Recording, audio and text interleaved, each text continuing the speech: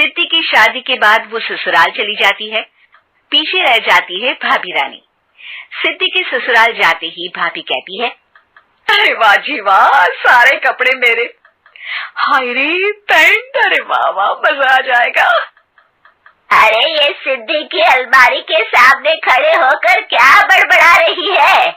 जाकर देख मेहमानों को विदाई की मिठाई मिली कि नहीं।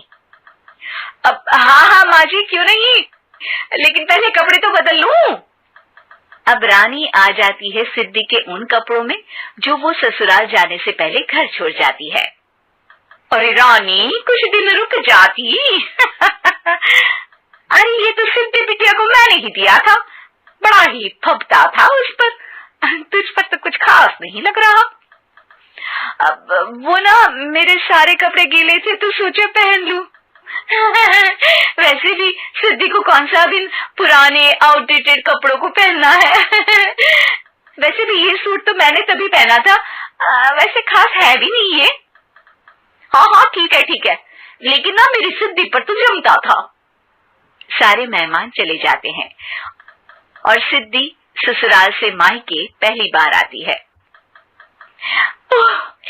अपना घर, अपना कमरा, अपनी अलमारी। ये बोलकर जैसे ही सिद्धि अलमारी खोलती है तो सामने उसके कपड़ों की जगह कुछ और ही रखा होता है। माँ, ओ माँ, जरा कमरे में तो आना। सास और रानी वहां पहुंच जाते हैं। रानी ने पहनी होती है सिद्धि की जींस और टी शर्ट। अरे भाभी, ये क्या? ये तो मेरी बड़ी ही महंगी टी शर्ट है, इसे आपने घर में क्यों पहनी है? अरे बहुत मिलती है दीदी ये चौक की मार्केट में, 150 में।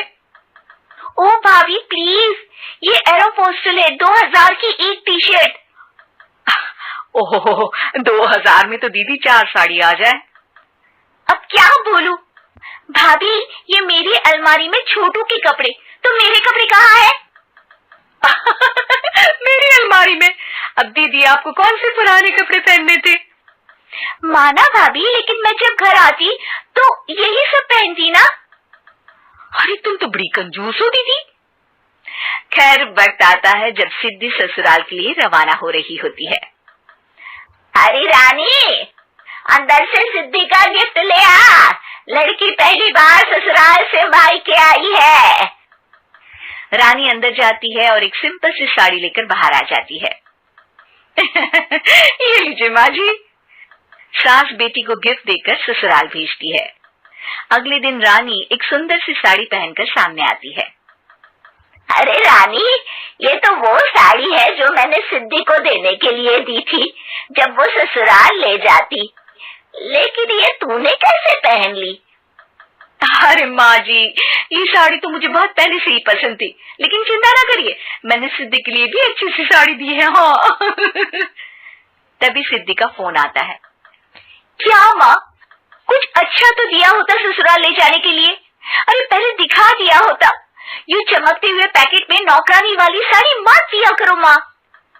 अरे बेटे, वो तेरी भाभी ने ना गलती से उससे पैकेट बदल गया। हाँ, मैं कल ही तेरे भाई के हाथ से तेरा वाला पैकेट भेज दूंगी।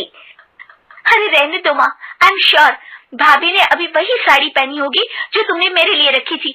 तुम तो समझ नहीं पाई उनको। खैर छोड़ो, मैं ज्यादा बोलती अच्छी नहीं लगती, रहने दो, आपको उन्हीं के साथ रहना है, फिर बात करेंगे। सास को रानी पर गुस्सा आ जाता है। वो उसके कमरे में जाती है जहाँ वो शादी का एल्बम देख रही होती है। रानी, मार्केट जाकर एक ऐसी ही साड़ी लेकर आ, कल प्रतीक जाकर सिद्धि के घर दे आएगा। अरे क्यों माँ जी, कितनी साड़ी देनी है दीदी को? यहाँ कोई सेल लगी है क्या? अरे चुप कर, मेरे बेटी के हिस्से की साड़ी खुद पहन ली, अब ज्यादा ज्ञान बांट रही है। एक दिन सिद्धि का फोन आता है। माँ, मेरी सास ने आप सबको खाने पर बुलाया है। सारे लोग सिद्धि के ससुराल पहुँचते हैं। खाना खाकर वो लोग निकल रहे होते हैं कि सिद्धि की सास सभी को गिफ्ट देती है। अरे बहन जी, बेटी के घर का खाना खा लिया, यही बहुत है जो आप ऊपर से गिफ्ट भी दे रही है। अरे बहन जी, आप भी कहाँ इन बातों पर विश्वास कर रही है। सास सभी को गिफ्ट देती है, लेकिन रानी को जो साड़ी देती है वो अजीब सी हरे रंग की लाल रंग के बड़ी छाप वाली होती है। अरे छी, ये कौन पहनेगा?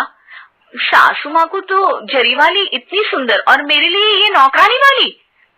अरे भाभी, दरअसल मैं जब भी घर आती थी आप वापसी में ऐसी ही साड़ी देती थी ना, तो माँ ने सोचा कि आपको आपकी पसंद की ही साड़ी क्यों ना दी जाए। बेचारी रानी, बोलती भी तो क्या। सिद्धि और सास रानी का चेहरा देखकर हंसने लगती है, तो रानी समझ जाती है कि अपने ही बिछाए जाल में वो फंस चुकी है।